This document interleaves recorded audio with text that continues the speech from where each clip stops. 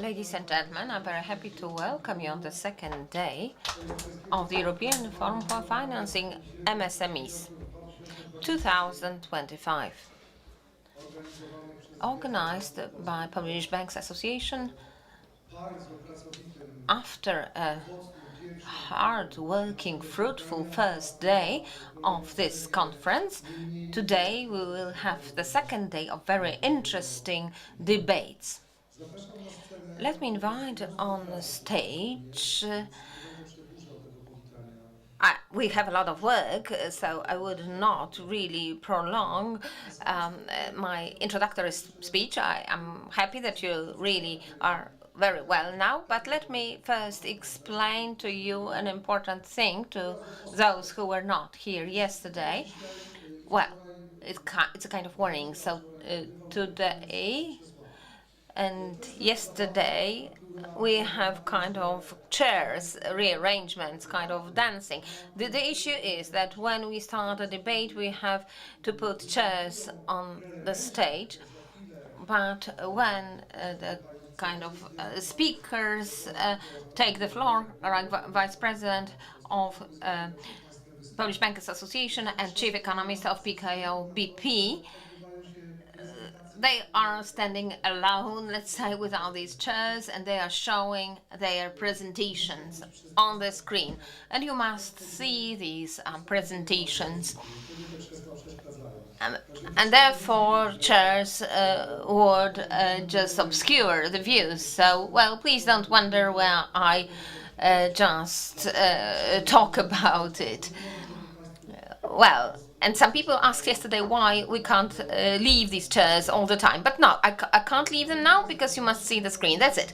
So let me invite Agnieszka Wachnicka, Vice President of the Polish Banks Association, on the stage. And please welcome Agnieszka.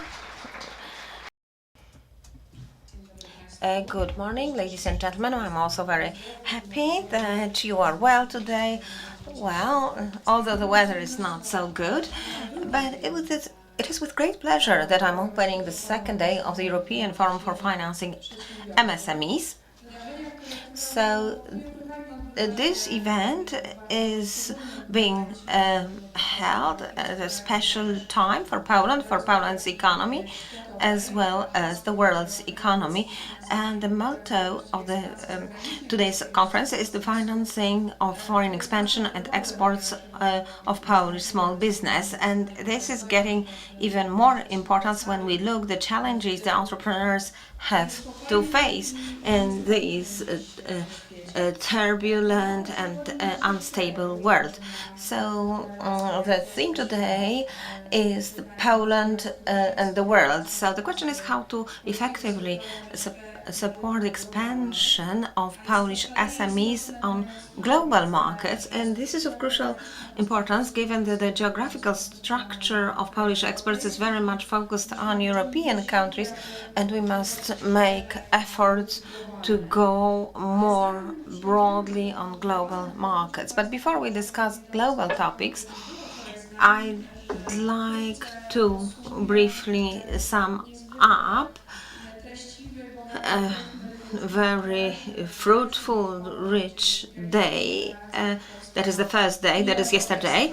And yesterday we focused on relations Poland and the European Union. We held a strategic debate where it was clearly pointed out that the world is changing, geopolitics is dictating new rules of the game, and Europe, if it wants to stay the innovation hub, it must take over responsibility for its own economic resilience. And the representatives of the public side focused on the need of a new strategy of the European Union for Eastern European countries, and also new agreements between Poland and Asian and African countries, and which is also important is very much so cooperation. And Representative SMEs indicated that it was important to go more broad and to have some guarantees, especially if they want to expand into more risky countries. The other topic was technology. Technology could be the leverage for development and the barrier, depending on the competencies and the possibilities of systems integration. We showed specific solutions like the digital banker and automated KYC. We talked about the role of banks, about legal barriers and some kind of mental barriers on the part of entrepreneurs that make it difficult to implement innovation. From banks' perspective, a message was clear. We do have infrastructure. We are ready to support SMEs, but we need a more integrated and trusted ecosystem, including guarantees and assistance instruments adjusted to the scale and risk of the smallest companies. So that was told by representatives of all banks, including the KIR, that is National Interbank Settlement banks. And in the third block, we concentrated on public policy, from EU funds to national instruments, and we heard that there are supports programs, but very often not well adjusted, fragmented. Representatives of various institutions from Poland, Agents for Development, TFR, Bosch, showed also the difficulties, procedural barriers, and the need to build a guarantee and contract funds. A special moment yesterday was the presentation of the competitiveness compass by the European Commission representative as a tool of the new European approach to strengthening the competitiveness. And the three major exist: decarbonization, elimination of the innovation gap, and limiting dependencies, plus 5 horizontal factors. One of them is decreasing burden for SMEs by 35% in the coming years. And this is definitely an opportunity that Polish financial sector and entrepreneurs should take advantage of. Today, we are going from Europe to the world, and we will start with a debate about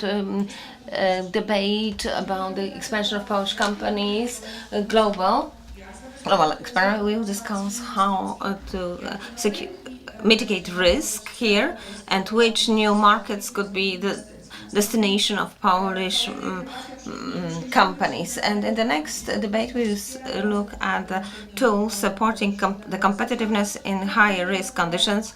So we'll discuss KUKA and EU instruments. It will identify barriers and gaps, and we look forward and work out recommendations for public institutions and the banking sector. And finally, we will focus on international expansion of companies, of innovative companies. We will discuss how to support startups and scale-ups while going out of the European Union, which conditions should be met so the technologies in Europe are here scaled, and which would be the role of capital and support of investment.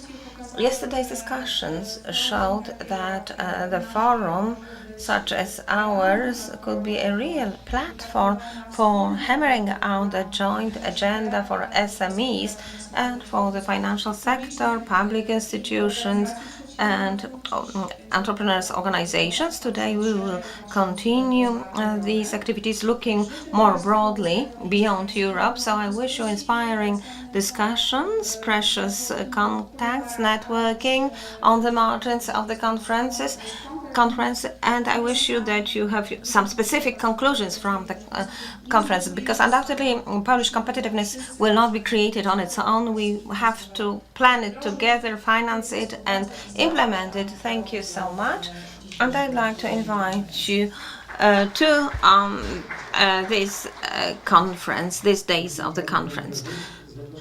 So thank you, Madam President. Now let me invite Marek Radzikowski, Chairman of the Council of the Polish Bank Associations for Micro, Small and Medium-Sized Enterprises. Good morning, ladies and gentlemen. I'd like to welcome you on the second day of our forum on behalf of the Council for Micro, Small and Medium-Sized Enterprises operating at Polish Banks Associations. So it's natural and obvious that our closest environment is the European Union. It is also our major economic partner.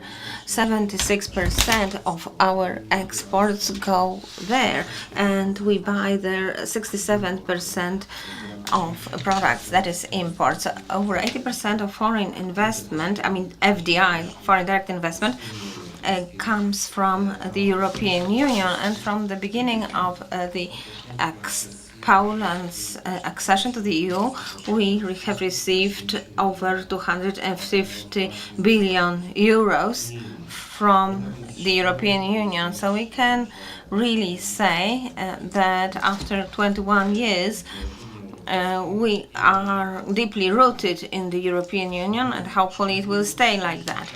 But in these times, in particular, we must not only look at the closest environment. It's not enough for two key reasons. The first is that even if we are not interested in the world beyond the EU, but the world is interested in us, and it has a great impact on us, we see it really if we look at the most recent years and Russia's aggression on Ukraine, and we see here serious effects, not only political effects and geopolitical, but also socioeconomic effects. So we see it very thoroughly when we see the effect of the last presidential election in the US and the instability that appeared within the last weeks or months after the election. So in many cases, we see, for example, China. During the COVID pandemic, experts really wanted to prove that broken supply chains would never let China come back on the European markets. And then I said even the strongest effects, temporary effects, would never be as strong as permanent effects. And this is just simple as that the power of the client, cheap products, the price make China flood Europe with various products, among them motor cars. And the other reason is that we ourselves have an ambition to look far beyond Europe, our closest environment. Why is it so? It is because we are getting richer and richer. When we entered EU, PGB was 51% per capita. Now it's 80% GDP per capita. So for some days we've had information that soon we would be the 20th biggest economy in the world, and that shows that we are getting stronger, and we can see it among our clients who are now very well operating here on the domestic market. They are now present on the European market, and we see they want to go much further beyond EU markets to invest there and to sell their products or services there. So if we see that, we respond to that, because our activity, that is the activity of the banking sector, or more broadly the financial sector, must be the derivative of our clients' activity. And you can see it in our activity. So in recent weeks or months, the representatives of the banking sector have held meetings in the United States, in China, and they Polish bank associations were very much involved in it, but there were also meetings in Uzbekistan, in Taiwan, and that shows that we are also interested in relations and engagement and far beyond the European Union.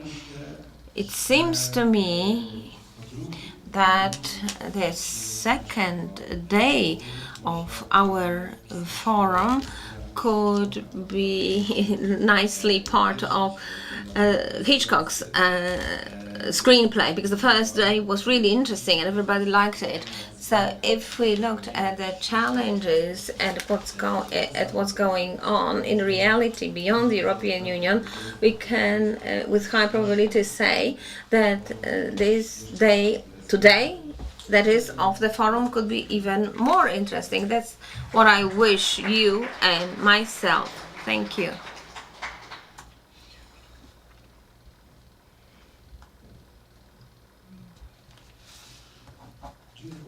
Thank you very much. Madam Agnieszka Bachnicka and Mr. Marek Radzikowski for their introductory speeches. Now let's start the first debate. That is the strategic debate, export and economic cooperation on the global market in the face of current political and financial challenges. So now I will ask Piotr Bujak, Chief Economist, PKO Bank Polski SA, to make introduction. So the title is The Impact of Global Chaos on the Economy and Markets. So Piotr, the floor is yours. Thank you so much. Please applause. We always appreciate your We always appreciate your applause. Thank you so much. Good morning, ladies and gentlemen. Thank you for inviting me to this conference. The topic is very important. As Madam Agnieszka Wachnicka, President Wachnicka emphasized, the topic of the conference really fits into strategic challenges and the needs of the Polish economy. In my brief presentation, I will try to show you how events in the global economy impact the situation of Poland and the Polish enterprises, and what we should do, how we should cope with that global chaos. And well, many people claim that to say that the global economy are now facing chaos, it's really to understatement. Some call this situation pandemonium, kind of. This is the capital city of the hell in the piece of work by John Milton. But it's not that bad, of course. The trade wars have been present for more time, not just since the Liberation Day in the US, but I mean all these turmoils do change also the rules of the political and economic game. So now let's discuss quickly how these events impact us. So now the core of the negative shocks that affects the world's economy pertains to trade policy of the United States. And these two pictures are to show you what scale of shock we are facing. On the left-hand side, the volatility index, this is what is based on press articles. In the US, we can see that the current Trump's administration is doing even more than during his first mandate. So those are shocking changes as compared to global trade rules. And on the right-hand side, you have a graph showing the scale of the growth of the new tariff, and what it looks like when you export something to the US. So even though there are some constructive agreements concluded by the US and all our respective countries, and even though the minimum tariff at the level of 10% is applied, as you can see, this will be the biggest legal barrier imposed by America for the last 100 years, and this will have a great impact on our economy. So we have this great volatility, and we are not sure of the future. So there is also a myth that I would like to debunk. It's not that the American economy is the most important one. The role of the US economy has been decreasing, and we know that other emerging economies have gained more importance, such as China. Of course, the US is still the biggest exports market and the biggest economy in the world, but its share in global imports and exports is not as high as before. So when we want to explain what was the cause of this shock, because we are worried about global recession after those tariffs were announced, and after that we can see that the global economy is doing very well, and the forecast for our Eurozone, for example, is now even better, and this Eurozone is highly exposed to the US market. So the US is not all, it's not everything, it's not something that is prevailing on the global market, even though there is this unprecedented volatility of the markets, and there are some disturbances on financial markets. Of course, we got over it, but we used to have indexes dropping by 20% in the US and so on. This was before, and there are many shocks still now, which are really painful, but fortunately it's not a huge scale negative shock, the one that could be compared to pandemic and other global crises, such as the global financial crisis. Of course, there will be victims of Donald Trump's administration. Some economies, some companies will really feel the impact of Trump's administrations, and the global system will change.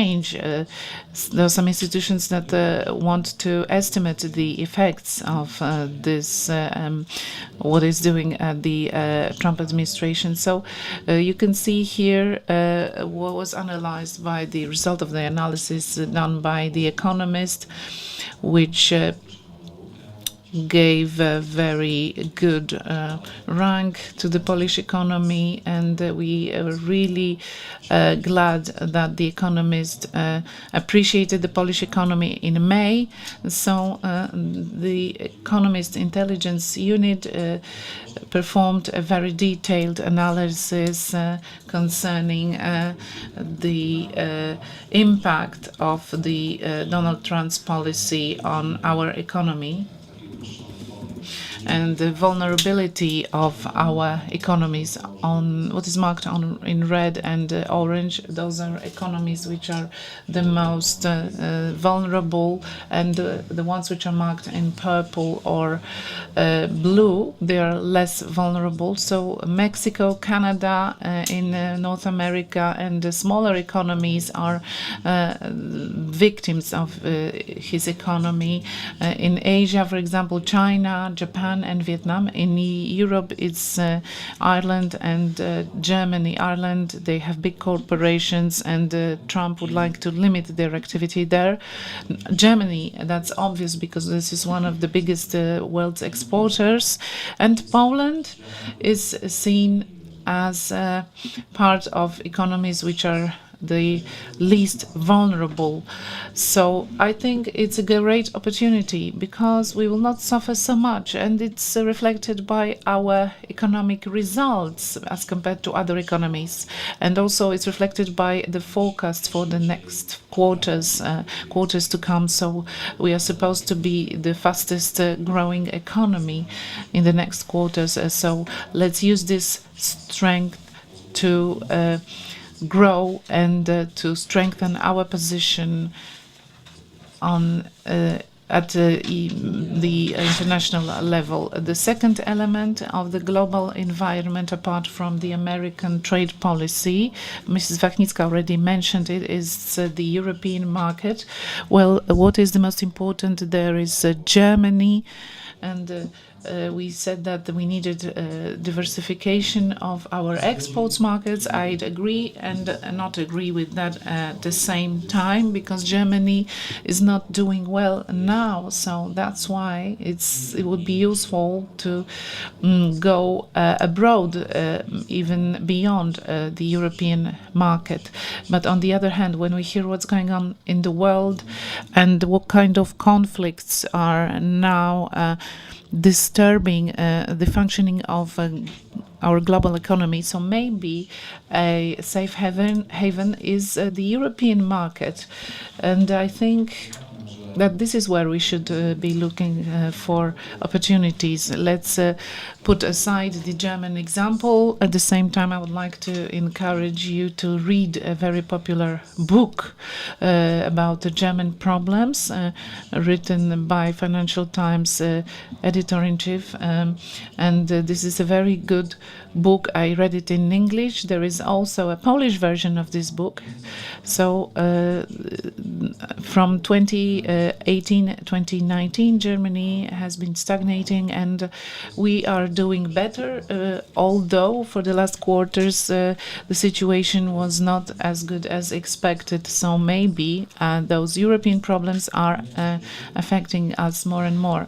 So my feeling is that we should run away from that by looking not only for new markets in Europe. Diversification is very good, will always be good. So I think that a great opportunity for Polish companies for exports, including SMEs. So it's the EU market. This is the best opportunity. So this opening, which is due to what Donald Trump did aggressively towards Europe, a better political willingness to deepen integration. Mrs. Wachnicka mentioned it already. Well, those are opportunities for us because Poland is the biggest beneficiary of the common European market, single market. In no other EU economy from 2004, when Poland joined the EU, the share of the demand as compared to the added value in a given country was higher than in Poland. So there's a lot to be done. It would be good for Poland to be a leader, to break the walls in the EU. We could eliminate all the barriers in our trade. Draghi's report, for example, states, according to the World Currency Fund, that there are some hidden barriers in Europe, and in fact, they are the equivalent of tariffs which are now being imposed by the US at the level of 40-something% in the case of commodities, and if it's even higher when it comes to services. So it would be good to abolish those barriers. And it's even more important for small companies, because big companies will do very well, they will go elsewhere outside Europe, but for the smallest companies it's good to abolish all the barriers, the existing barriers in Europe. So a good opportunity is political change in Germany. It's good to continue expanding in Germany. There will be also huge infrastructural investments and defense investments there. So that's not all. And also depreciation and the seat. So this is the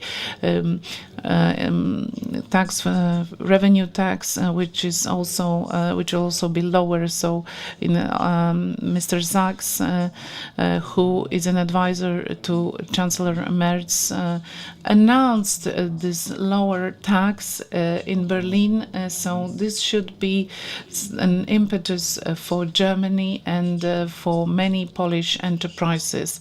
So this is an opportunity we will count on in the future. What mitigates the impact of global chaos on our economies and financial markets is the mitigation of the policy of central banks. This process will continue. The European Central Bank and the American Fed will continue lowering the interest rates. And this is again an opportunity for world's economy. It will speed up, and thanks to that, the Polish export sector will continue its expansion. So what's next with the Polish economy? No doubt that we will be a leader in Europe when it comes to growth in 2025 and in 2026, or even in 2027 and 8. Well, our structural weaknesses will not be seen, not yet, in those years. However, we still have some challenges, a complicated political situation, stagnation at political level. This will give impetus to the Polish economy thanks to a very liberal tax policy. The growth structure, as you can see, is quite specific. The importance of investment is growing. We are waiting for an investment boom, and consumption will also be growing at a stable level from 3 to 5%, because we are having a structurally strong job market. What is an opportunity for the Polish economy and its stable growth is also the exports, which will grow significantly. And as you can see on the right-hand side, a forecast of the economic growth for 9 best markets, export markets for Poland without Ukraine, because it's unpredictable as a market. So you can see the blue line where there are aggregated GDPs of the 9 most important exports market for Poland and the economic growth according to Bloomberg's consensus. So you can see this growth rebounds, and it's really visible. So historically speaking, we know that there is a strong correlation between the dynamics of Polish exports and the GDP dynamics on those 9 exports market for Poland. So there was this wind which was against the Polish exporters, and now it will be more favorable. This wind will blow into our sales, and there is this optimistic forecast for the future, for the next quarters. Forecasts are getting better and better for Europe, so it's time to expand on European and international markets. Public investments are heating up. You can see this on those graphs. It will be mainly due to new EU funds. We will expect a growth when it comes to private investments, and this is a huge role to play by the finance sector. The SMEs are a target, and it's for this sector that structural changes will be the most important ones, and active population, the number of people who are professionally active is decreasing, so we need to invest in productivity, in advanced technology. Unfortunately, our situation here is not so good. On the left-hand side, you can see the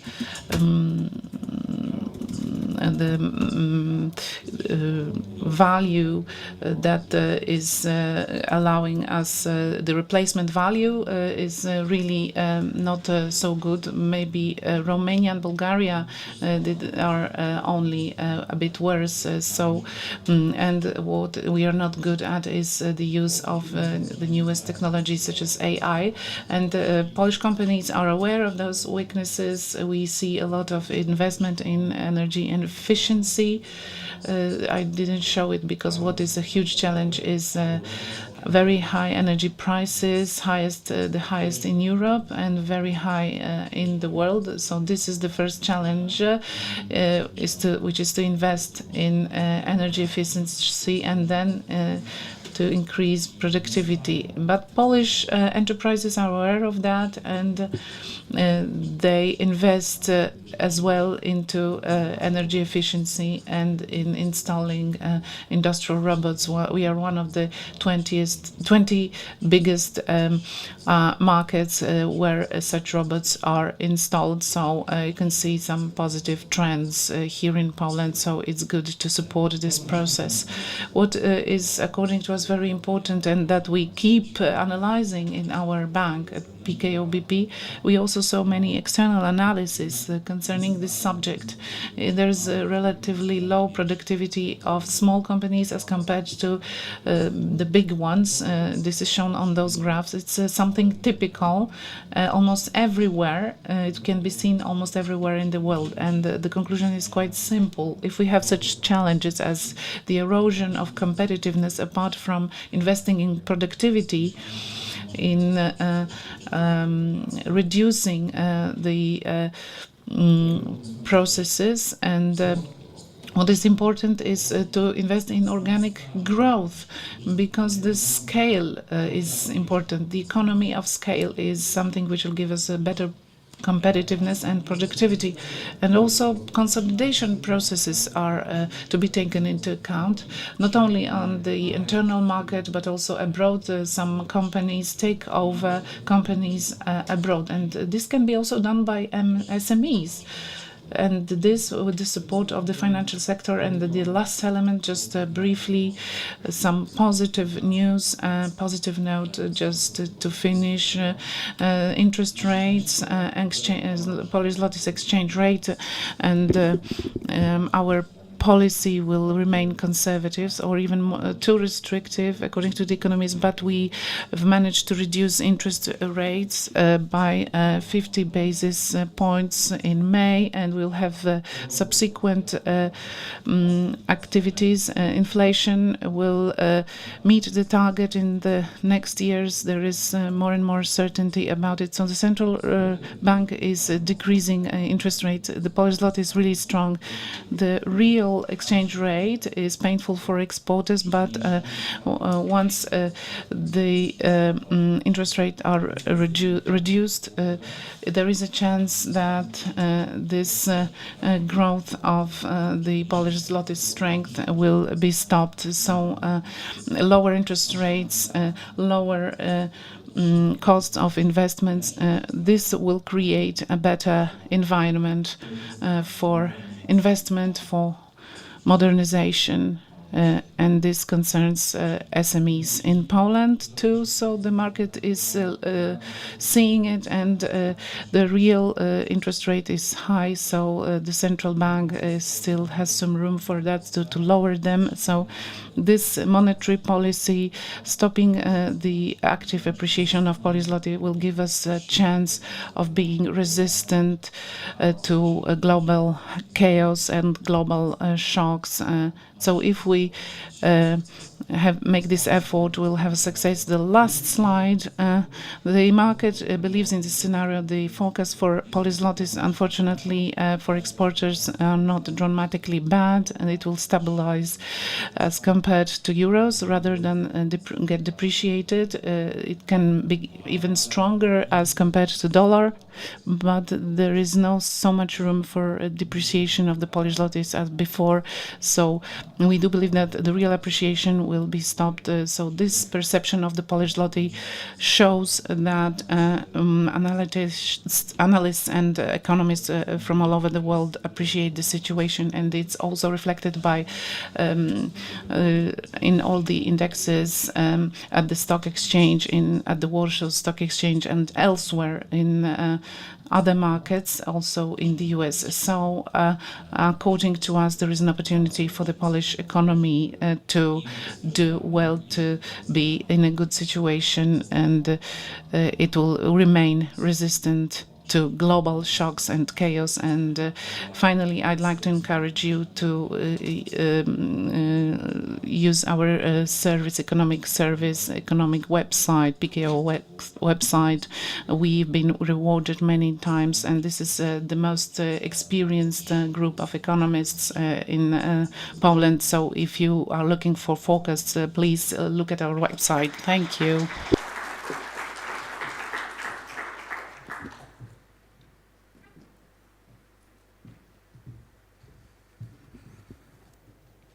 Bardzo serdecznie dziękuję.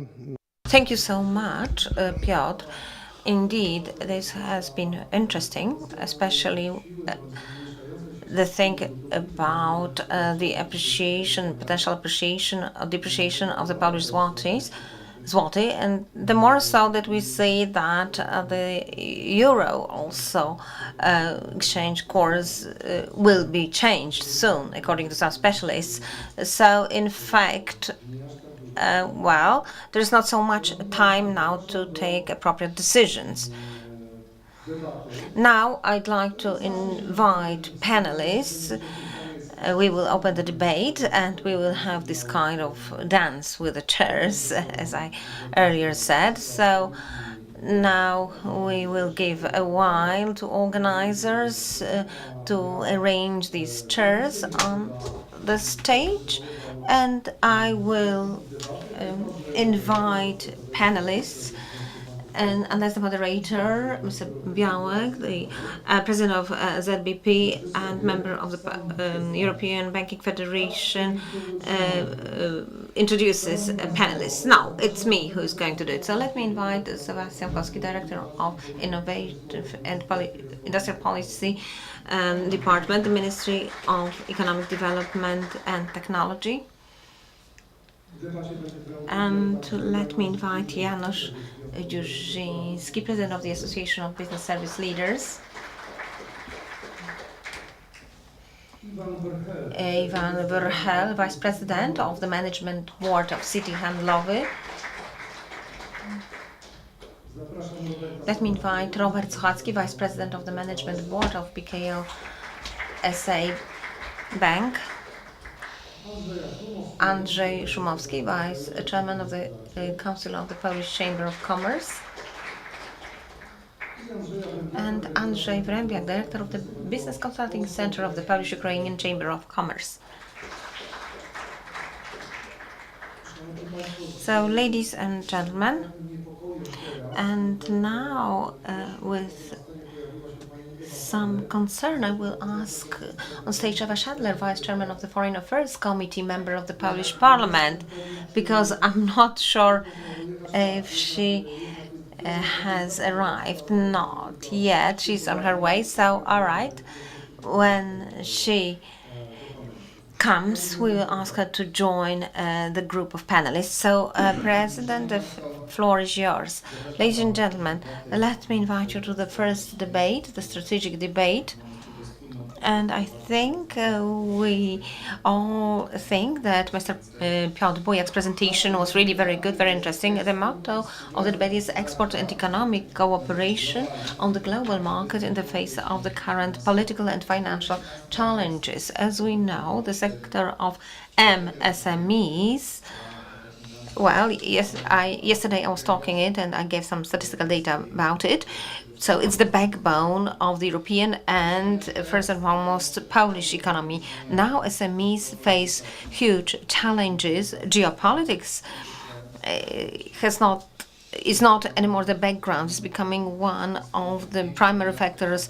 War in the Middle East, in Ukraine, some tensions, the United States, European Union, instability of currencies, and that all has impact on exports. And at the same time, there are new markets. There are the recovery programs, and we are still waiting for the developments as regards the creation of opportunities for the Polish market, which might be unprecedented. The question is whether on these new markets, Polish new SMEs would be ready for that, whether the markets will also create appropriate conditions for them. Let me take a seat and ask the first questions. That would be the first round of questions, and we first I would like to ask the questions to the public side. So the first question is to Sebastian Kącki, Director of the Innovation and Leadership Policy in the Ministry of Economic Development and Technology. So this is the ministry which is responsible for supporting economic development, including support for investments and internationalization and scaling of the global activities of Polish companies. So the question is it so that in the face of geopolitical changes, new Polish companies are looking for destination outside the European Union, and what activities are taken by the ministry to support the process, especially to support SMEs? So what does the ministry plans for such markets as the India, South Africa, South America? Do you plan to support this expansion outside the EU market? Thank you very much. Well, in fact, Minister Michał Jaros should be here, but I would like to apologize on behalf of the ministry because of other commitments. He could not be with us today. As for the Ministry of the Economy, because our ministry, in fact, is the Ministry of Economy, although it's called of Economic Development and Technology. Now, our ministry has been very active. The key decision was taken by our ministry quite recently. We started to forge very close cooperation with Taiwan, which is connected with high technologies. The last economic mission took place last week, where Minister Paszek and Minister Jarosz invited to the trip not only representatives of the public sector, but also entrepreneurs, and we really focus on entrepreneurs during that mission so that they could see how the economy functions and how Taiwan forges relationships with partners in order to invest in Europe, especially here in Poland. We would like to concentrate these investments here in our country. We also carried out an in-depth analysis, and we saw that our economy lacks investments related to innovation. Hence, Taiwan, and after kind of not very successful investment with Intel in semiconductors, but we'd like to continue the project. We have some area prepared for that investment close to Wrocław. So yes, this investment project can be started there, and our ministry realizes that in order to maintain the competitiveness on the European or global market, and well, we know that the key elements are costs of energy, according to our analysis. Please imagine at the moment we have very high costs of energy. So our ministry has now focused very much on that, so that at least for energy intensive companies we should reduce costs of energy. So our goal is, because now the energy price is about 500 zlotys per megawatt an hour, we want to go down to 250. So these are instruments which are giving support, but without investment into energy, atomic energy, we would lose the competitiveness. We are happy with the economic results presented by the preceding speaker. So please imagine where we could be if the cost of energy could be halved as we now plan. And we'd like the financial sector to realize that we need immediate investment. We cannot delay it, and the ministry realizes that we must take a decision here and now. We must take steps so that we could have access to cheap energy, high techs, I mean semiconductors that we discussed. All these investments are also energy intensive. project, so that to be able to use it to maintain the competitiveness, we must really persuade the whole sector, all the institutions, to go in that direction. Our ministry has recently carried out many surveys, and we see that we still have problem with innovation and new technologies. And we here have taken some steps as well. So, and very soon the Ministry of Technology would present a new approach to startups in Poland, a completely new opening. We are consulting in various sectors, and we are kind of midway. We would organize 2 roundtables, and this year we would present a totally new approach to startups. We would like to send a signal to the market, to foreign markets, that Poland is to become or is becoming friendly to new technologies and startups. We put great emphasis on this project, and this all pertains in particular to small companies or even micro companies, which are most active in that area. And this is what we have to implement soon, and to encourage all the institutions, be it financial institutions, state treasury organizations, to get involved in that process. Now we are also working on the program for the development of investments in Polish economy. This is the program through which we will support various investments. Those where we have foreign investors, and also we would develop Polish investment projects, entrepreneurs in Poland. We would put emphasis on robotization, automation, and the use of AI in these projects. So a large project is being prepared, and I do hope that soon Minister Paszek will announce it and would present it. And the plan is that the project should enter into force as from January next year. So we are now finalizing the constellation. There is still the issue of the amount of support to be provided to entrepreneurs and the value of the whole project. And now talks are being carried out on that with the Minister of Finance. So cheap energy that we have to soon have, and new technologies using AI. And recently, I'm sure you have seen that we signed an agreement with Intel on using AI for training for companies all across Poland. About 1,500 enterprises would be involved in it. So that's the first small step to develop such competences here in Poland. So new technologies, cheap energy, and support for the industry, because industry is of great importance for us. It is still coping quite well. Hence, we have the support programs for energy intensive industries, because we do realize how many SMEs operate now in that area. So we do draw conclusions. We are looking what's going on in Europe.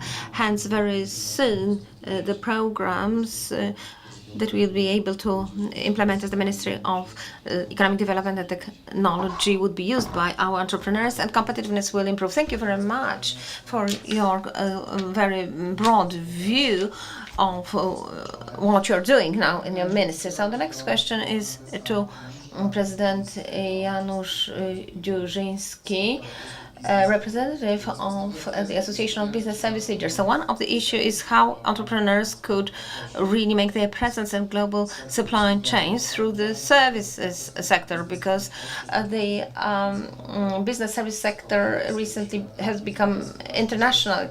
It has clients from all across the world. Do you see more room for activity here for SMEs, so that SMEs could follow that path? And in which role should they be, let's say, subcontractors, partners, or creators of services in the sector? Thank you so much. Thank you very much for inviting me, and thank you for the question.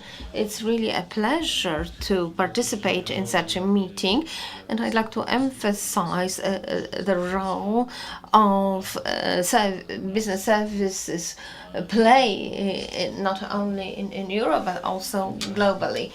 Now a few words as an introduction. What we are talking about. The sector has been growing up now year on year for 20 years. We are one of the global, not European only leaders as regards locating investment in services for businesses. So for the last 10 years, Poland has been one of the three countries worldwide. Sometimes we are number 2, sometimes number 3. The value of exports last year, 42 billion USD.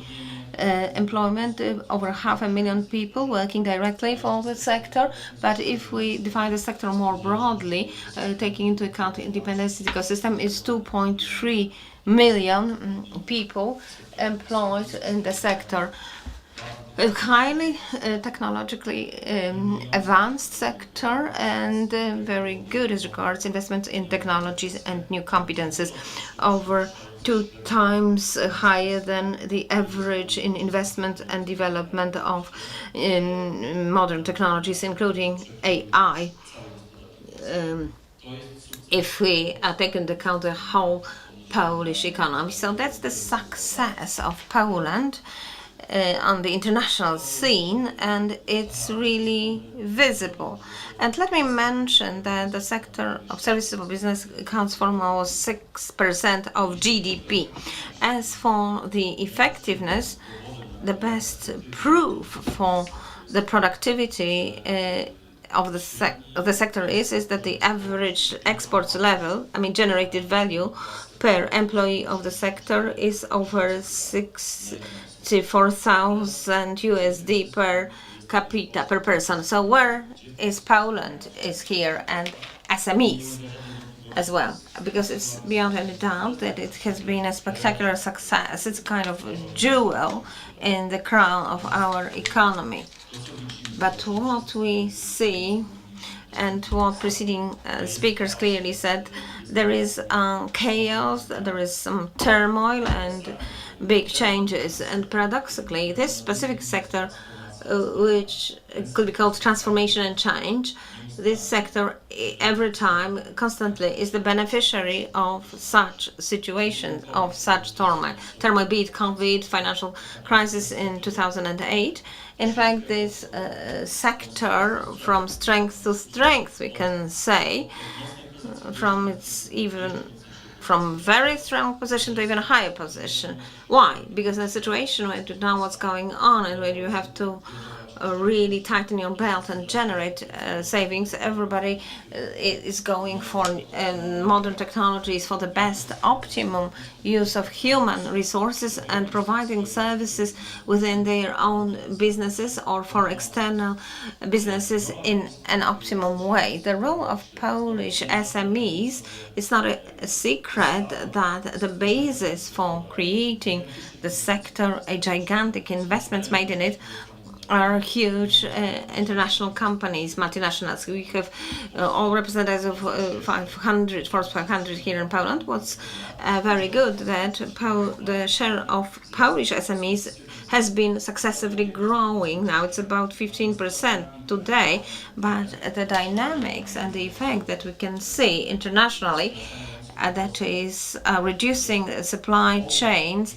the return of companies that decided to go to the Far East, and the whole geopolitical situation and everything which is described by Dr. Draghi in his report is favorable to SMEs here in Poland.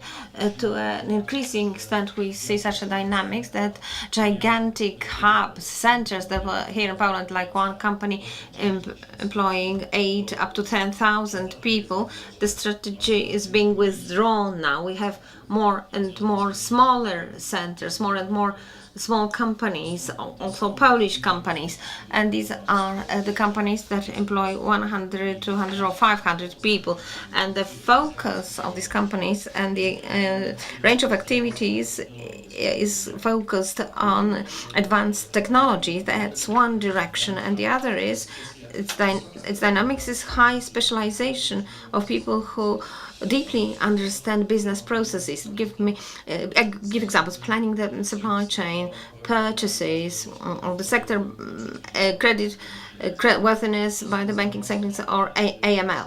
These have been very much advanced areas discussed for years.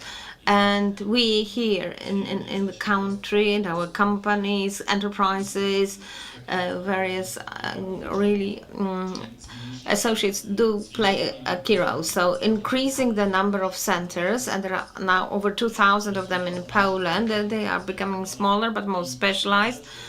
And that's why they give a chance for SMEs, which are present in 91 centers all across Poland. This is really something exceptional on Poland's or world markets. We don't have 1 or 2, 3 gigantic areas like, for example, in the UK with London, or India even, which we have with 4 gigantic agglomerations, and the rest really is non-existent or very much fragmented. We have 91 medium-sized and small sort of centers equipped with full educational facilities, infrastructure, and human capital. That's why companies that who invest here give us encouragement, that is SMEs to a place here, and we can really fight there. And I think which was emphasized yesterday, it's a great opportunity for SMEs here in Poland, and that's why I decided also to be here. It's one of the reasons, and to speak with the voice of the services for businesses. Tego sektora. So, very important information, 6% of GDP. We've been working on that within our institutions. The next question is to Andrzej Wrębiak, who is representing the Polish-Ukrainian Chamber of Commerce. And we've been building our relations, and what the situation is complicated. So what are the real opportunities for SMEs in Poland and in Ukraine, regardless of the war? Should we wait? Should the banks wait till the end of the war, or for a good moment to come? Or what should be done, or if they wait, it will be too late, and the Ukrainian market will be full of other parties interested. So what are the opportunities that are at stake? So as ZBP, we are here with cooperating with Mr. Kowal, who is the plenipotentiary of the Polish government for the reconstruction of Ukraine. We presented a series of analysis. So the question is to the director representing the Chamber of Commerce. Thank you very much for inviting me. In the first part of the introductory presentation, there was a graph and there were uncertainty factors presented there. And the title of the graph was that it excluded Ukraine as an element of uncertainty. So in this graph, Ukraine was not taken into account. So what results from my daily experience when we work with the Ukrainians? Well, we can see a situation of big stability in something which seems very unstable. Yesterday I talked to a person with whom we have a common project. A big construction company would like to enter the Ukrainian market. We started a month ago, so the project is ongoing and no delays. So there were 2 huge raids on Kyiv, but there are no delays in our projects, so the situation seems stable. Getting back to your questions, I have two types of answers regarding such questions. Questions about sectors. So on the one hand, we may say that after such a war that is now taking place in Ukraine, which is so specific, there is this war of attrition. So there will be many projects which will be needed in all kinds of sectors.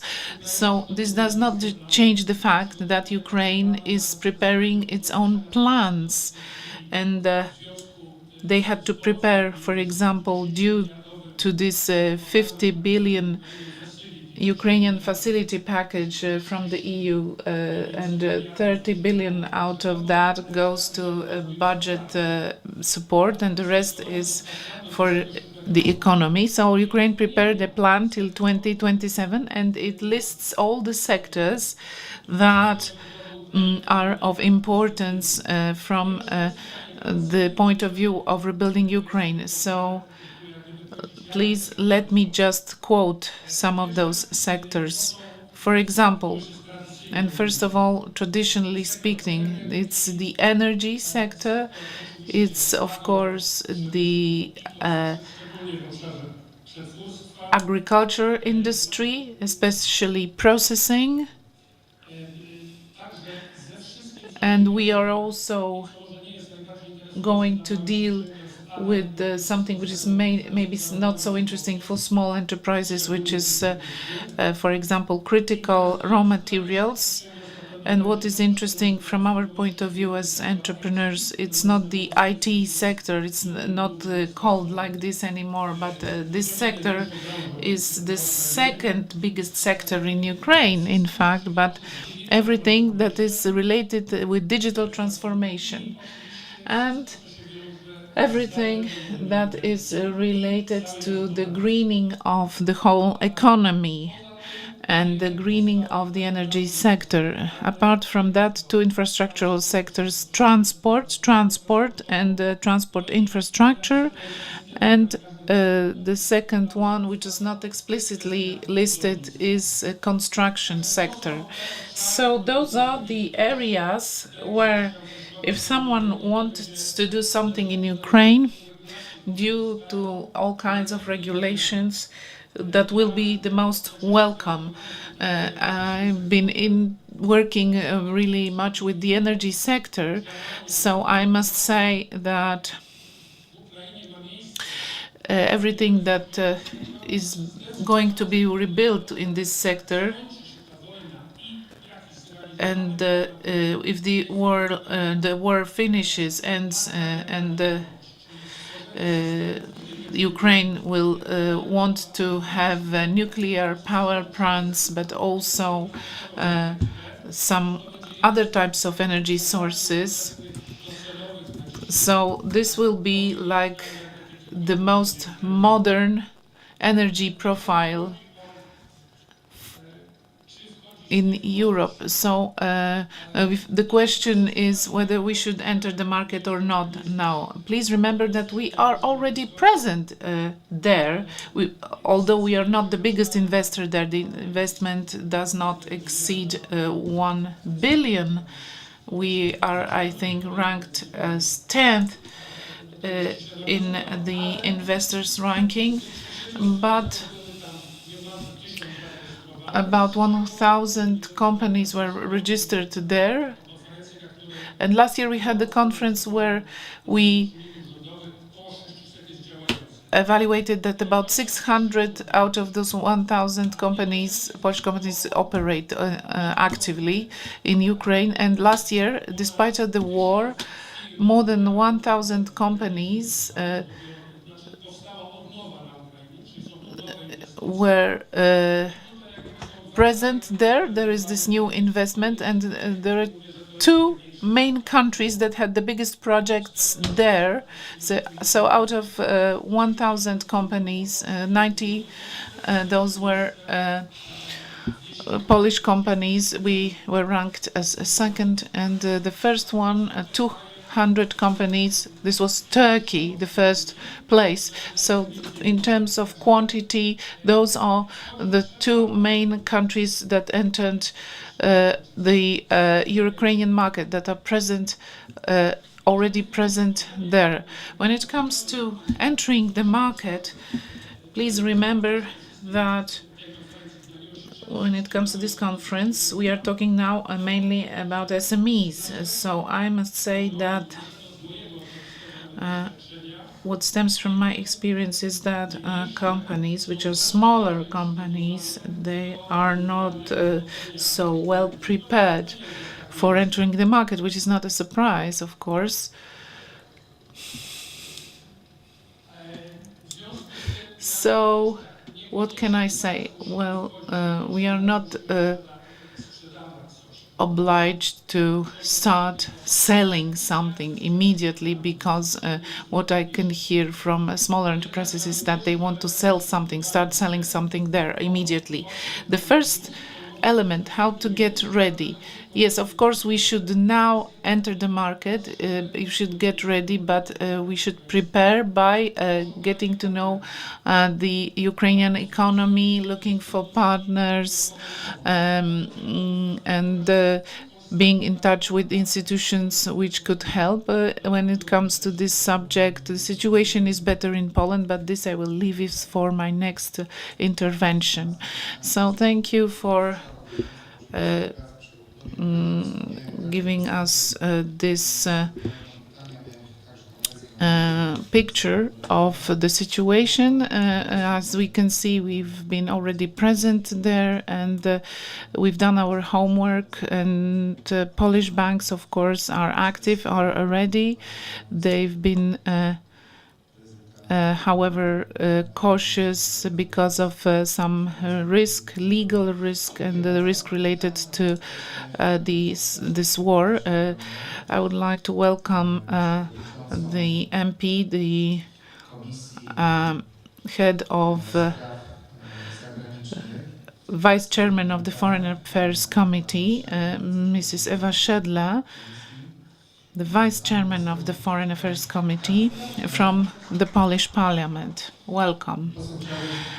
So this is a question to you, a question that I was supposed to ask you during this session. The Foreign Affairs Committee is, of course, a key body in the Polish Parliament that has an influence on international policy. It monitors the situation regarding, namely, economic democracy. The Parliament, through its supervision over foreign policy, plays a crucial role in all the economic aspects related to, namely, the expansion of Polish companies. So what legislative measures could be, according to you, a priority, and what measures should be taken by the Parliament to support our companies abroad in this on those difficult and promising markets? I would like to say that I'm really sorry for my delay. I had a plenary session and I had a presentation, so that's why I'm a bit late, so I'm sorry once again. So it's a very broad question. Maybe you would like to hear that there is only one good answer. But unfortunately, when it comes to diplomacy, to diverse relations concerning the whole world, well, there is no single answer. But I can talk about one method. I have been with the Parliament only for 2 years, but there is a method that we see that we tend to have intense relations where we are not present at all, and at the same time we want to also maintain our relations in countries where we've been already present. So you may all know that the foreign policy is shaped by the government with the participation of our president. So the Foreign Affairs Committee has less impact on this policy on relations with other countries. Of course, thanks to good high quality relations, we can improve our economy. So after 2023, we changed our mindset. We became open to other destinations. So at the level of parliamentary diplomacy, we want to have relations where we haven't been yet, but where we can see some links, and maybe this could be a good start. Or we also like to extend the already existing relations through parliamentary diplomacy, because we have our embassies, and this is a tool for our companies. Thanks to that, our companies can grow there, develop, and we were in Kazakhstan, we were in India, and those are specific destinations because they grow very fast. And there is also a demographic factor which plays an important role, and a political aspect. Both Kazakhstan and India, they have less predictable neighbors. So this is where we go, where we try to build relations, so that the know-how that we bring here is transferred to our institutions, and then later on to our entrepreneurs, especially the smallest ones, so we get the proper knowledge so that we can answer their questions. Thank you, Chairman, for stressing the importance and the role of the Commission. We understand the committee. We understand the position of the committee according to the Polish constitution. It's up to the Polish government to shape the foreign policy, and the committee implements governmental approaches. So now, Mr. Szumowski. The next person, KIG, an organization that has been supporting economic relations all over the world, has access to information, knows the barriers that SMEs face. So, according to you, what are the main barriers listed by SMEs, both on the European market and elsewhere beyond Europe? So can you see any change in the forthcoming years as regards trends? So thank you very much for inviting me, and I would like to congratulate you for the organization of this debate. But it seems that, as yesterday, we are here all convinced that it makes sense, and we are here to convince the already convinced. Yesterday I met two representatives of the diplomatic corps, and they were presenting Latin America. This is good, actually, but you may know that in Poland and in Warsaw there are 66 economic advisors in embassies, and they are often ministers. So talking about signs given by our Ministry of Development and Technology, and talking about the approach of the Polish Parliament, we could really tell them, because they are present here, is that we, as the fifth and sixth economy of the European Union, what can we offer to those countries? So what is the main barrier, ladies and gentlemen? And I must say that those who had the opportunity to read, which is not so often so common, the movie Krzyżacy. So there is a part where the king asked one of his advisors, the opinion about the opinion on the Crusaders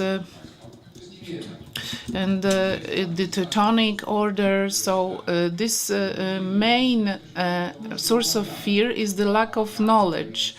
So the lack of knowledge is when we don't know how to get ready for something, for example, for an expansion in foreign markets. So giving information, it's a 5 inches problem. So this is the main reason where our companies and they see the limitations. For example, I'm talking here about expansion to Germany. When I'm asked about the main market where we expand, it's Germany. Of course, standing on one leg is not really good. So I think that if we encourage just in advance, give some information and create a system of mutual support, because what is really a problem is the lack of synchronization of educational campaigns, the lack of information about expansion. Ale chciałbym I'd like to thank POSA, bo wspólnie BGK and PKOSA, because together we implement some programs that present our export offers, investment offer on foreign markets. Quite recently, I had an opportunity to transport a group of commercial councillors to Wielkopolski region, because Poland is not just Warsaw. And Vice Marshal there, who's responsible for promoting the region, he said, I thought there would be more of them, but there were 20 of them. It's a kind of manageable team.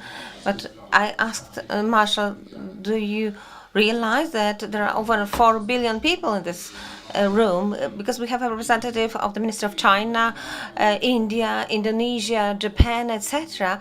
And only that made Marshall realize the scale of the potential that we can generate, the coordination of activities. For 25 years, I've been lecturing such topics like state branding or economic diplomacy at Warsaw School of Economics and Warsaw University and Collegium Civitas.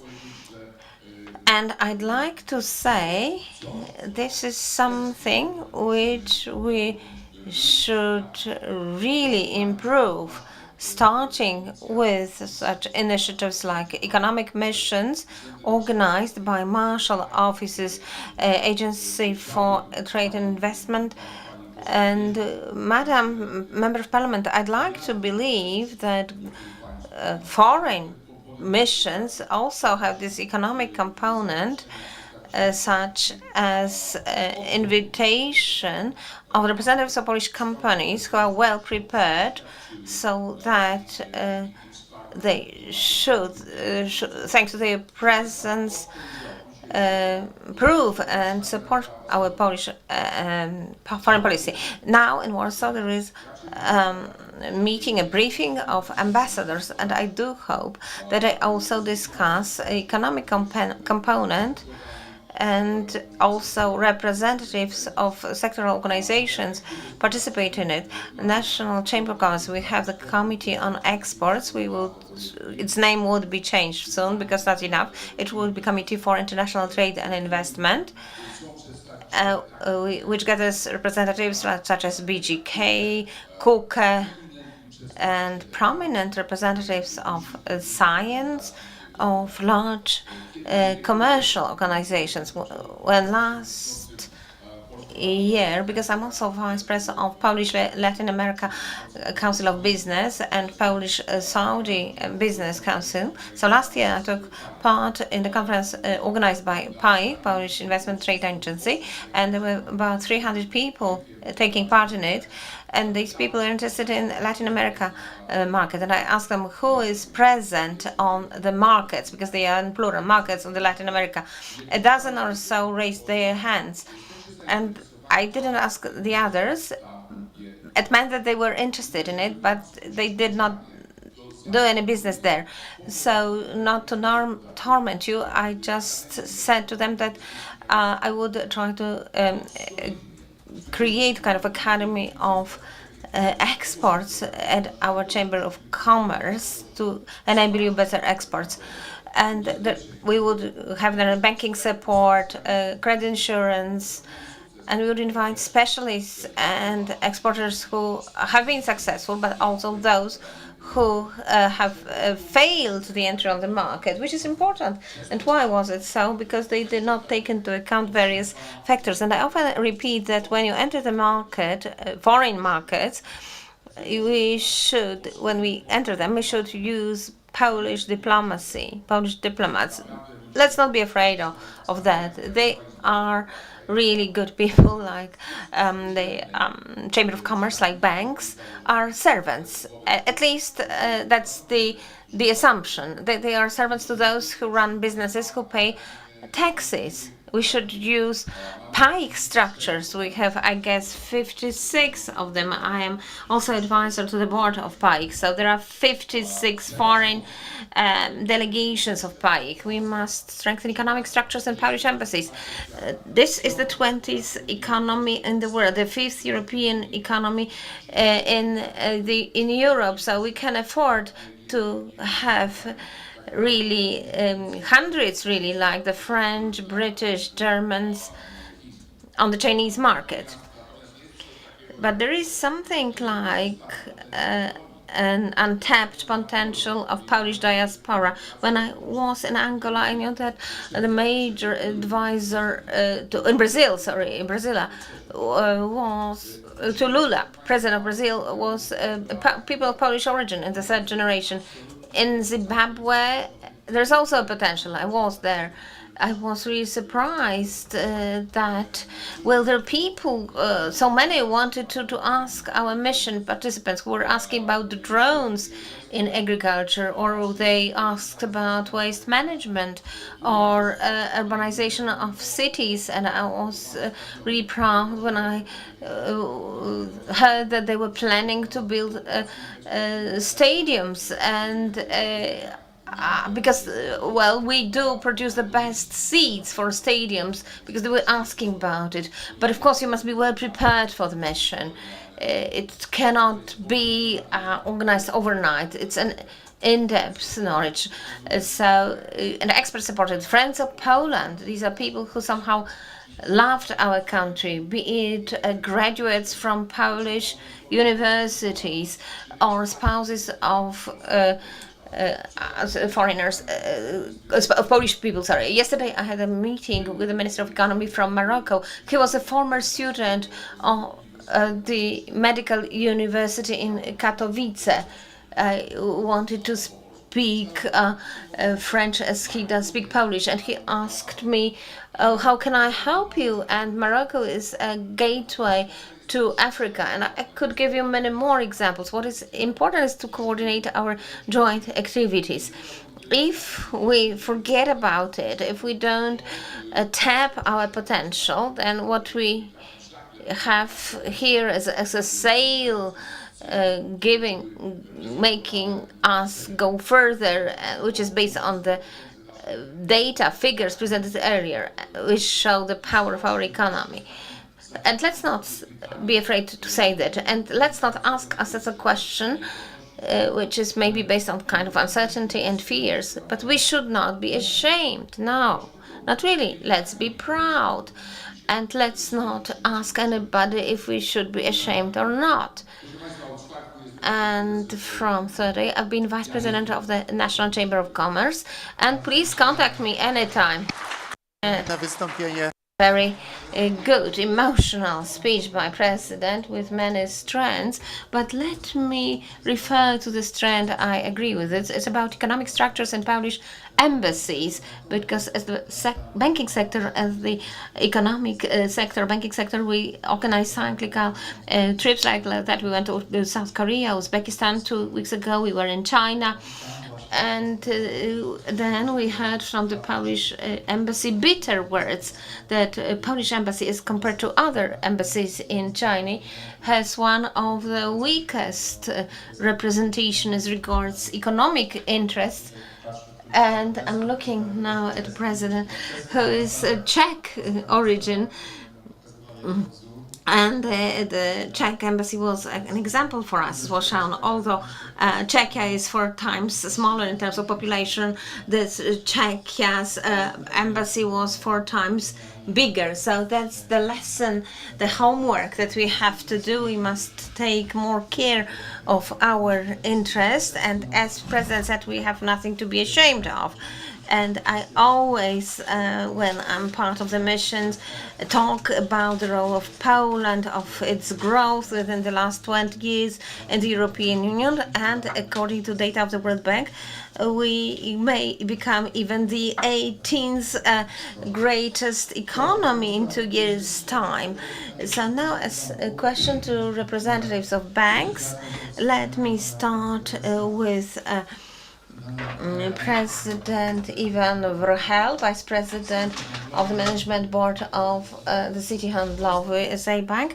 President speaks Polish very well, but he wanted to give an answer in English. So what instruments are offered by banks that support SMEs who operate in risky markets, and which instruments are most popular about SMEs planning foreign expansion?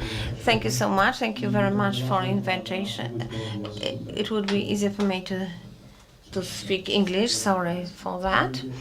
I don't speak it as well as this doctor coming from Morocco who studied here.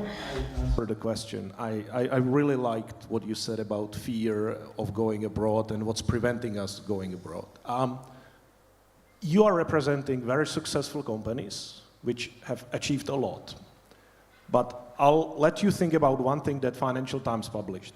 And I know US is not necessarily similar as Poland, but they looked at small and medium enterprises from 1830 something, and they realized that only 8% of the companies survive 2 generations. So I didn't want to start pessimistically, but that's a fact. Now they asked the companies, what do you need, or what did you do well to survive the 2nd generation? And they talked about diversification. They talked about benefiting from macroeconomic and geopolitical trends, whether it's 1918, whether it's 1938, or whether it's 1968, the logic is the same.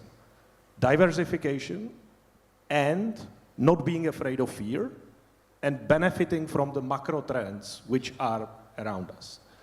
Now, what it means today. We heard a lot about geopolitics, about the chaos, about the uncertainty. When we talk to the clients, and we represent both Polish small and medium enterprises, we bank with the largest clients who are coming to Poland.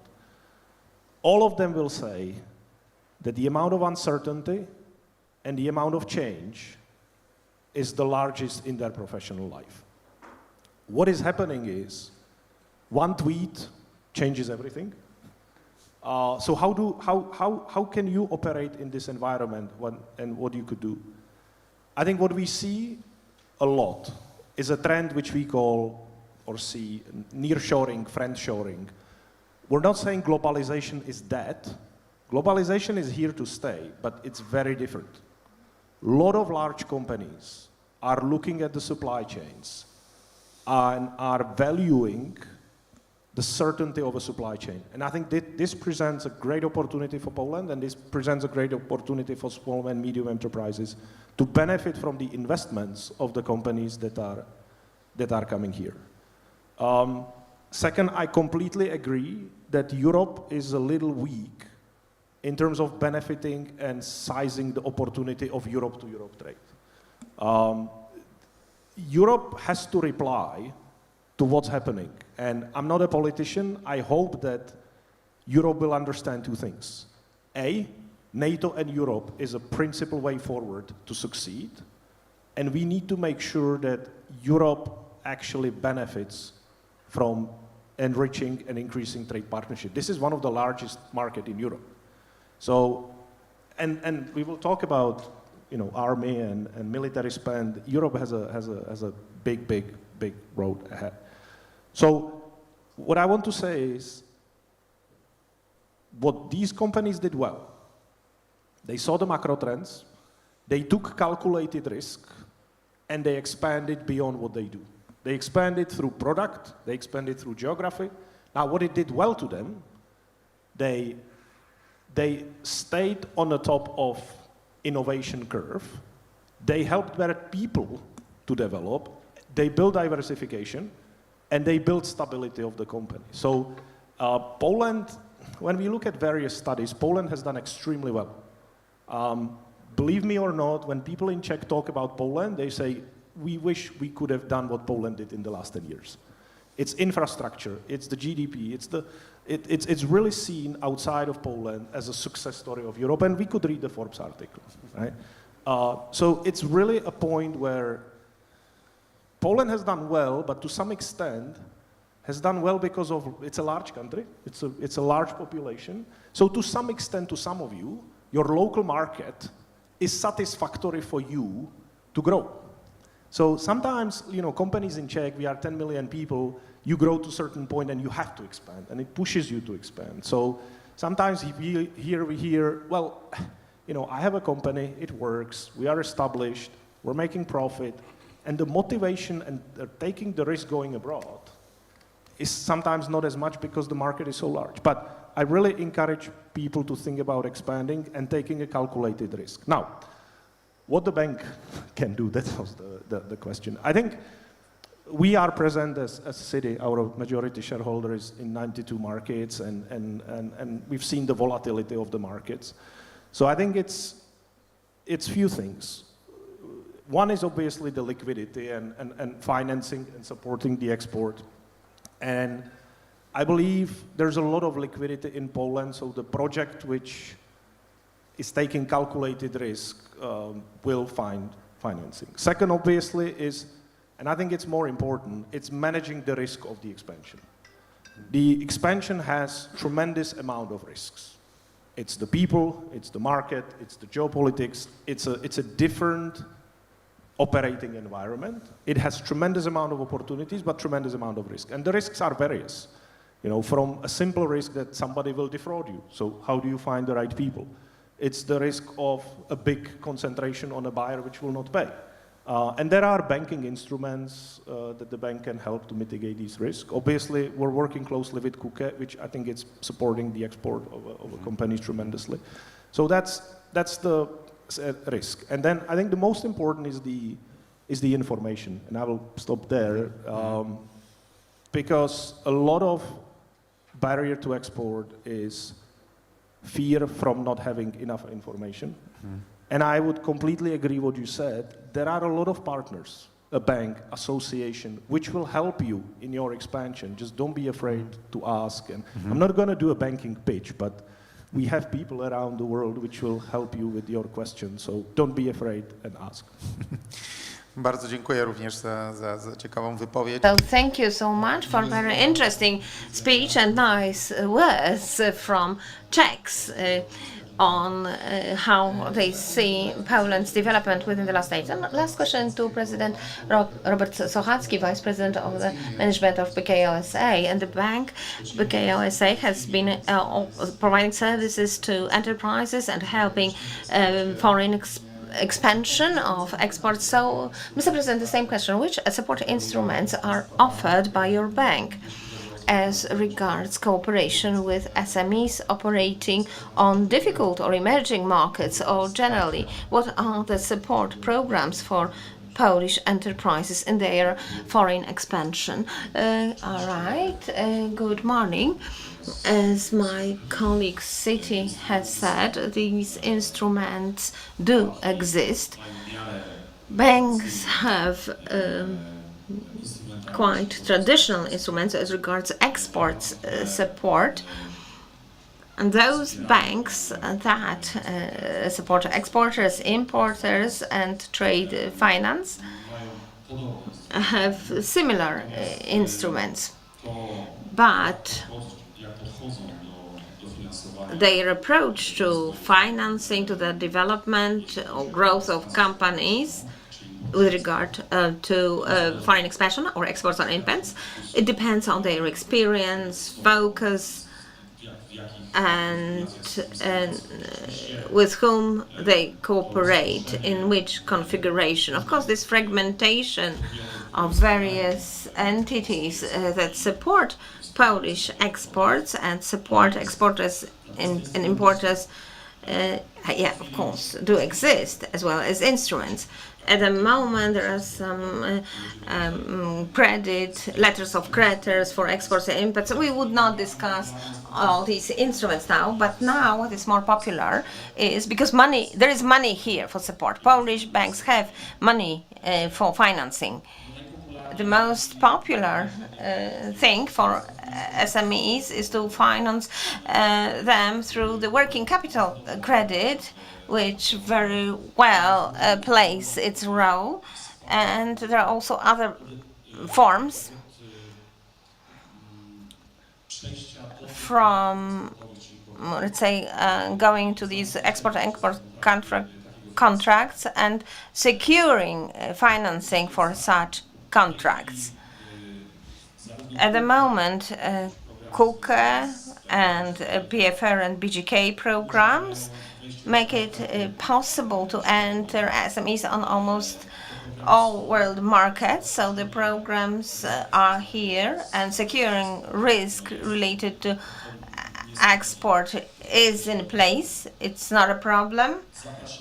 And we invite you to the PKO Bank, which has been traditionally, for many years, the major bank specializing in foreign trade, and in these rankings is really high. It's highly ranked in the Polish market.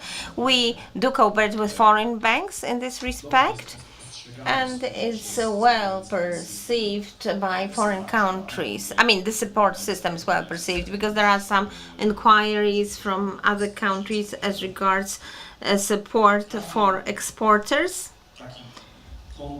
Each such contracts for especially SMEs has, of course, some specific individual elements.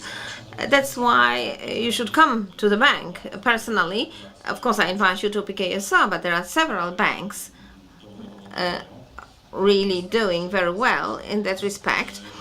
But I'd like to invite you to our bank. So then, if you talk to people who have good high experiences across markets, contracts, export contracts, and such talk would open your eyes to not only the choice of instrument, but also you would learn how to really address all the risks, as mentioned by the colleague. I think as a rule, banks are well prepared.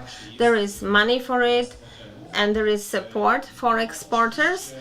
Of course, each case may have some small differences, and it's worthwhile to discuss it, because, as I've said, there are people, I mean, generally banks have persons working there, experience in various export and import contracts, and they are able, therefore, help you upon let's say, construction of the contract, so it would be better secured, better financed. So it seems to me that as a rule, banks are well prepared. Yes, this has been really the best summary of the first round. So the banks are well prepared. Yes, indeed, we are the major partner for SMEs, of course, also in the foreign expansion area. And as President said, there is monkey here, there is over liquidity in banks. We have funds to finance foreign expansion. Bardzo chciałbym Let's move on to the next series of questions. I'd like to ask you to be brief and concise. It will be about this defense and security. Let's start with our MP. Is Polish economic diplomacy going to promote actively the Polish defense industry strategically? What role can be played by the parliament? Let's get back to the tool that we are using more and more often, which is the parliamentary diplomacy. Ladies and gentlemen, like in the case of diversifying things and buying weapons. This is a good thing, but I agree with what was said, is that I'd like this knowledge to be centralized, to be available somewhere. So we will get back to that. We will keep discussing it. So we need tools that are available for us.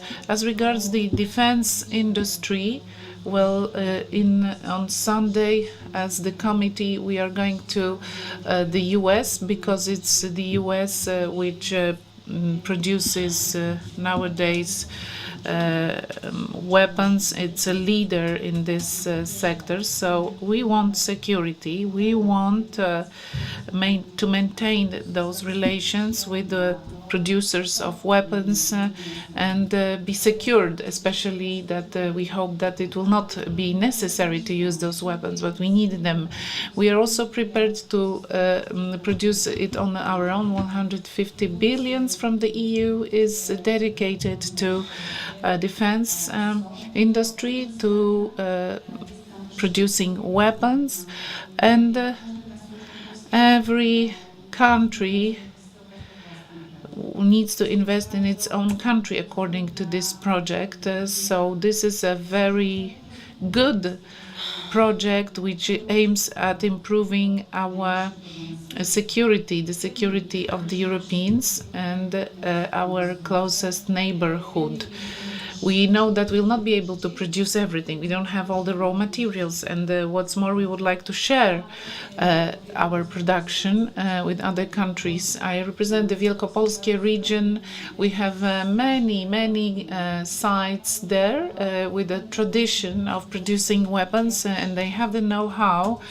So let's use it now and share what is not used in Poland with other countries. Let's export it, and we need this feeling of security against Putin's expansion. We know that the world is in shock, so we need to be active mentally, politically, economically active, and put some limits to that so that this conflict does not spread. What we see, for example, on in the Iranian-Israeli conflict, this has shown that good times are over, so we need to be vigilant and exchange our knowledge. This is the way to be efficient. Thank you, absolutely, Madam. And now, Mr. Kącki from the Ministry of Development and Technology. Considering the challenges related to security, the armament industry is one of our priorities. Do we want to increase the share of SMEs in the armament and defense sector? Please be brief.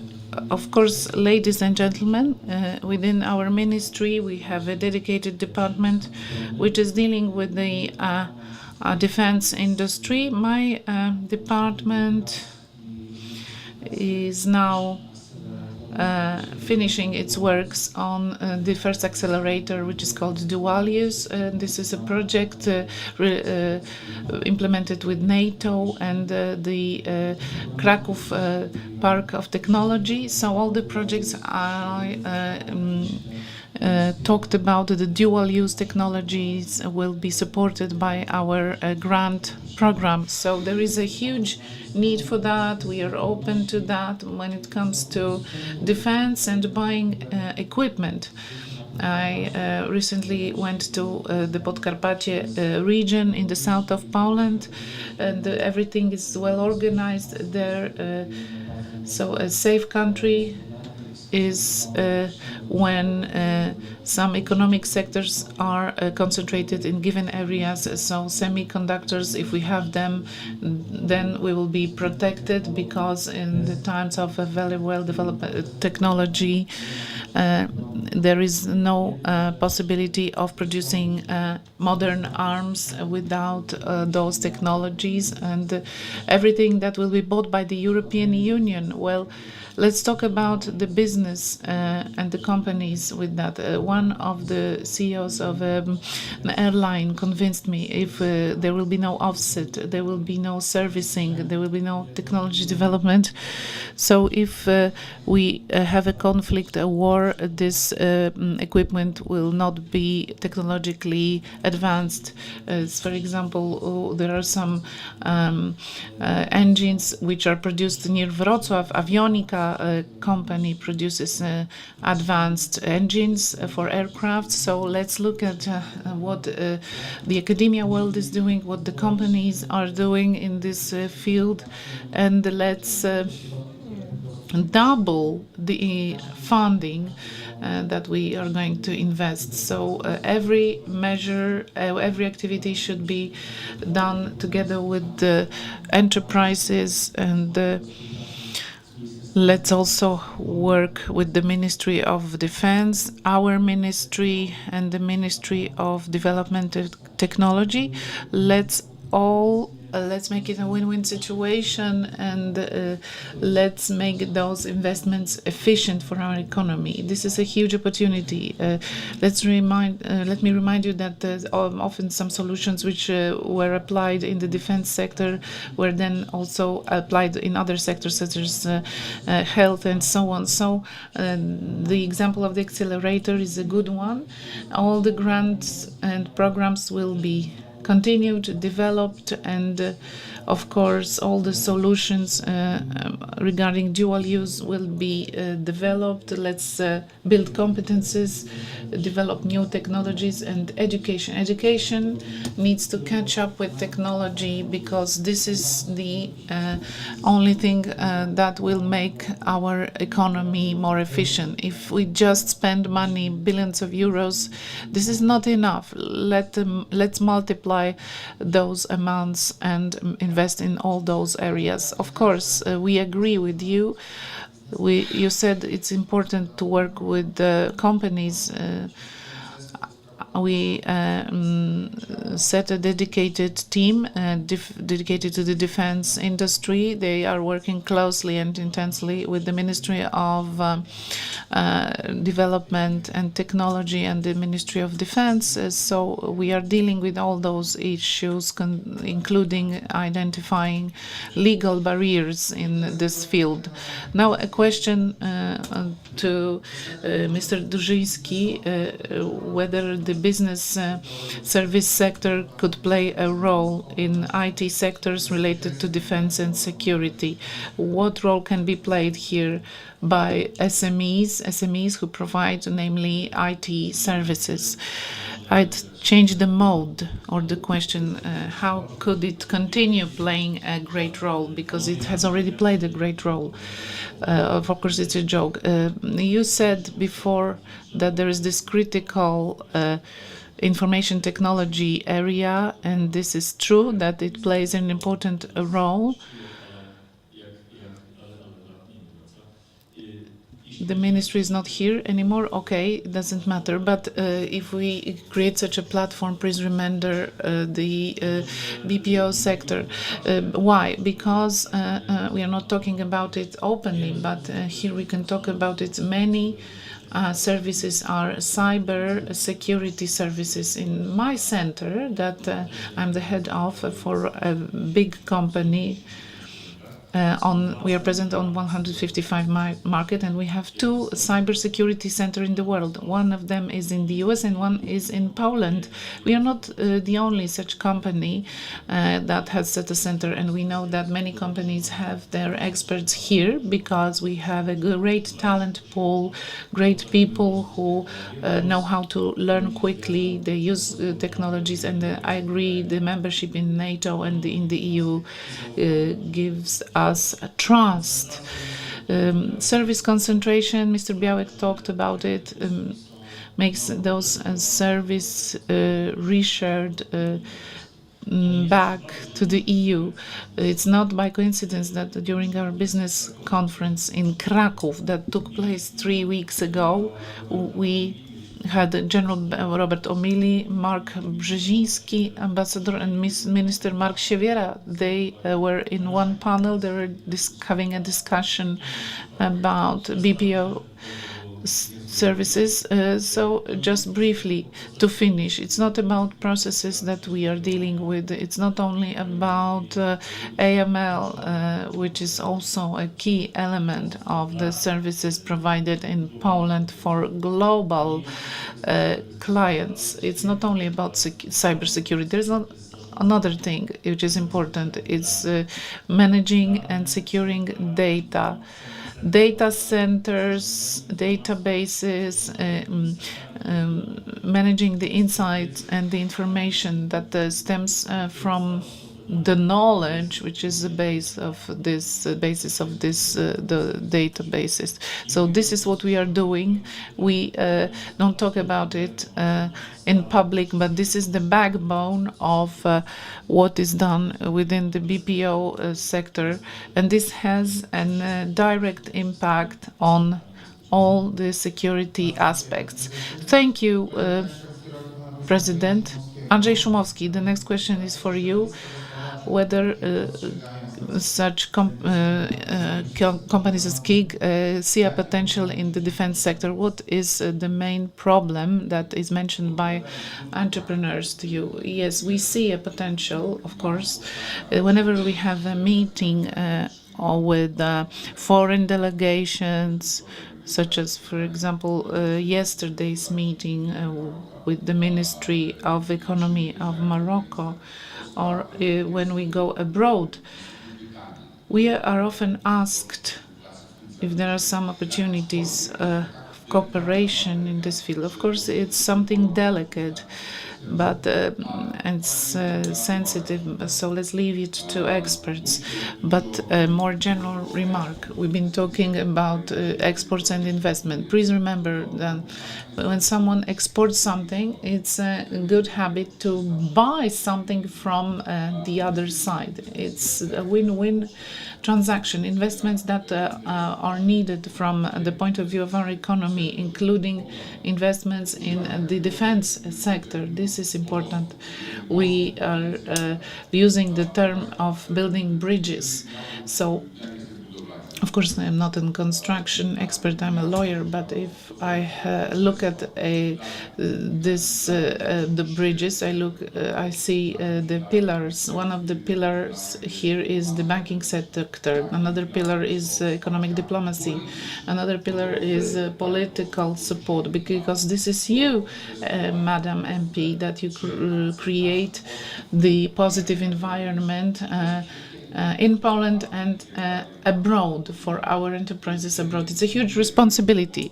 So once the bridge is built, you will be having entrepreneurs crossing this bridge from one side to another. So finishing my remark, if we get used to that, we know that we've got used already to NATO, yes, the EU, yes, we've already got used to the EU, but nothing should be taken for granted. So you want to be convinced after the war, Argentina was the 7th economy of the world, and where is this country now?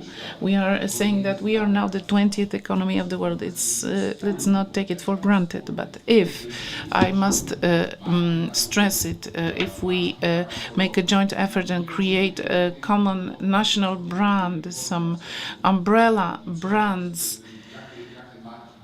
What brands, for example, are according to you the most global ones? You can talk about them, the global ones which are known for their quality at international level. Please tell me this afterwards during the break. But if we have a strong economy, strong foreign investment in Poland, also in high technology sectors, Thailand has managed to do it, and they have semiconductors. So we also have a strategic project which is food, and no one's talk about it.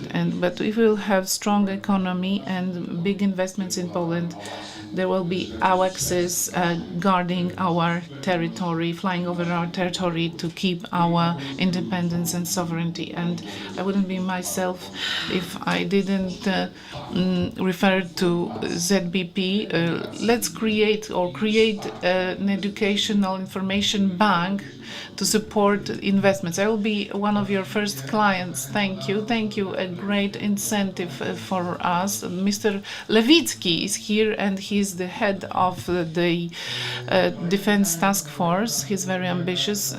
So another question to Mr. Wrębiak.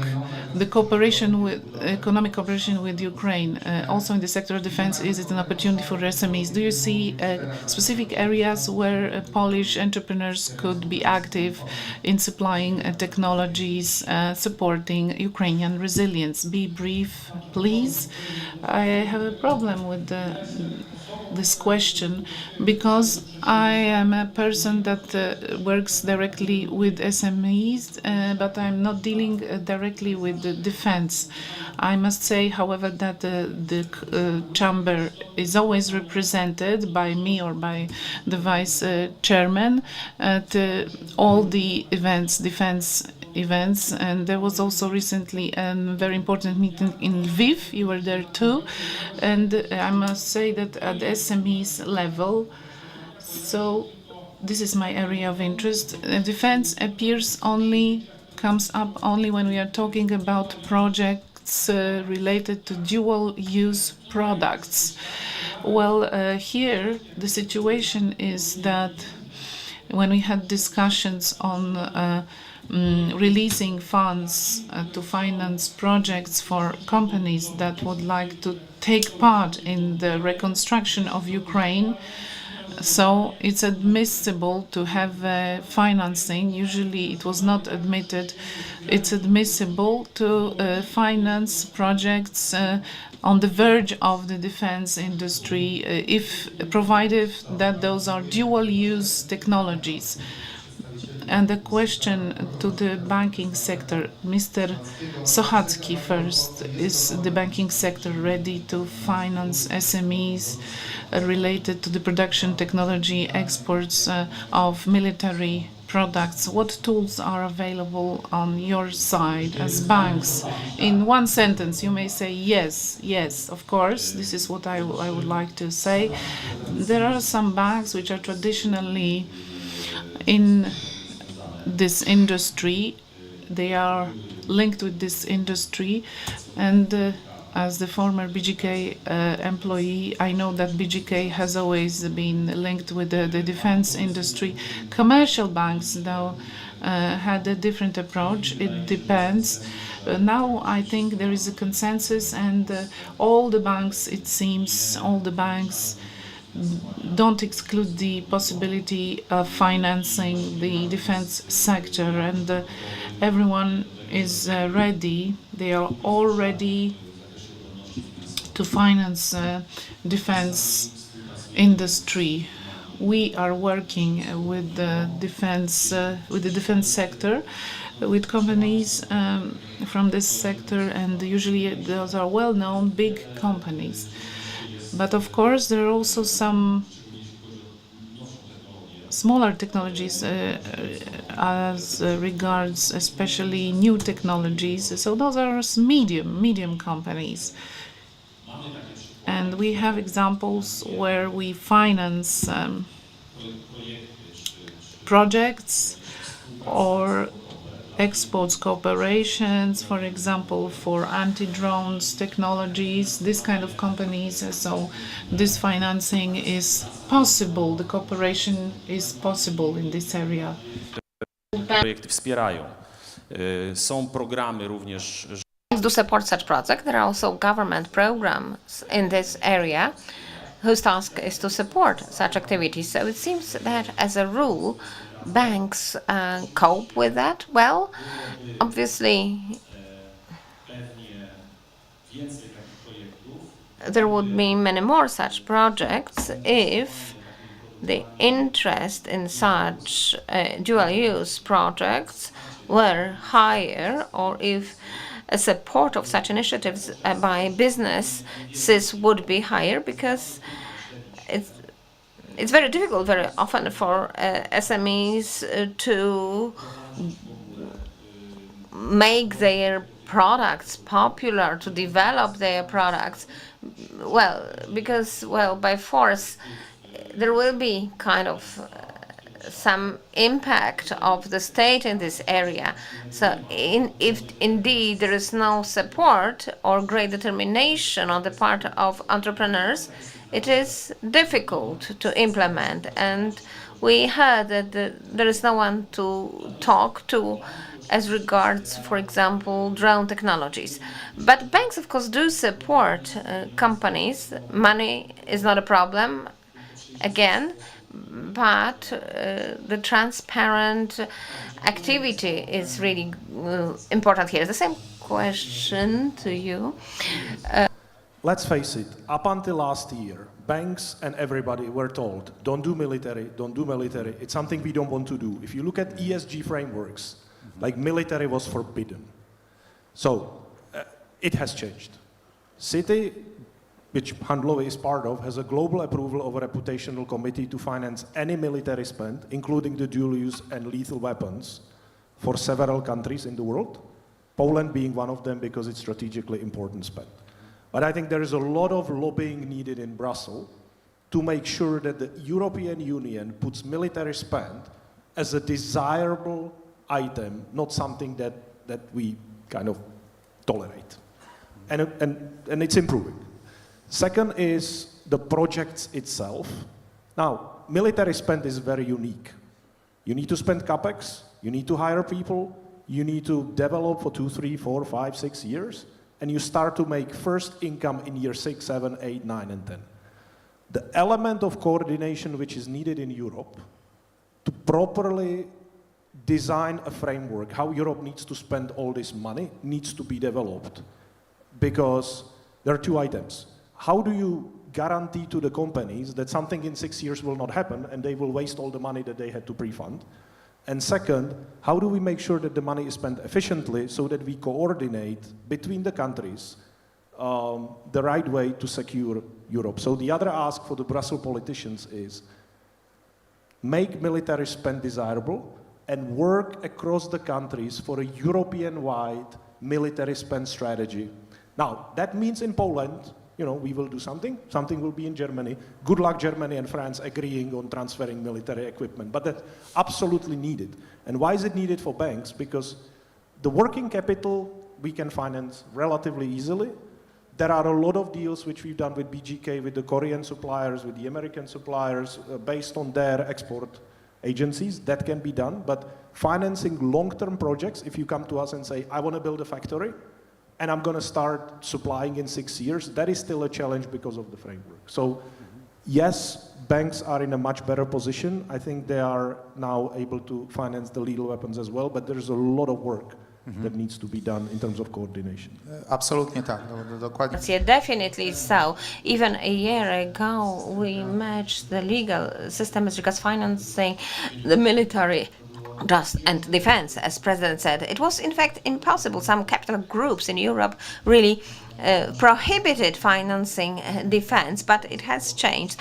But within our team for defense, we are working on that area. We have a separate legal stream, but there are still some barriers also on the European level, and we must address them. And well, this way we have come to an end of the debate. We focused on the foreign expansion of Polish companies, on the defense and security aspects. I'd like to thank all the panelists who have agreed to take part in this strategic debate in this panel. And now let's have a short break. Thank you.